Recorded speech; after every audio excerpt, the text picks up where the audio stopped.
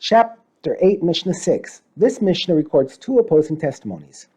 Rabbi Eliezer said, I heard from my teachers that when they, i.e. those who returned from the Babylonian exile, were building the sanctuary of the second temple, they made curtains for the sanctuary and curtains for the courtyards.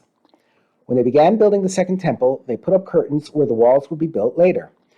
This made it possible to sanctify the area immediately and render it fit for bringing offerings. The curtains for the sanctuary and the curtains for the courtyards were the same, except that in the case of the sanctuary, the curtains were hung just within the place where the walls would stand. And they, the builders, built the wall on the outer side of the curtains, so that they would not enter the sanctuary. Whereas in the case of the courtyard, the curtains were hung just outside the place where walls would stand. And they built the walls on the inner side of the curtains. According to the previous testimony, the second temple required a process of sanctification, for which walls or curtains were needed. The next Tana disagrees.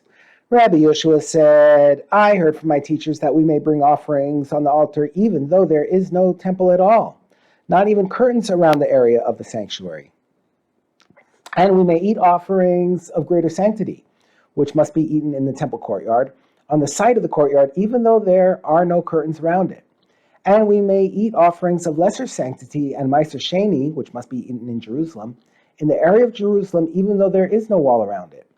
This is because the first sanctification of the temple in Jerusalem in the time of King Solomon took effect not only for that time, when the temple and the city were standing, but also for the future, after the temple and the city were destroyed.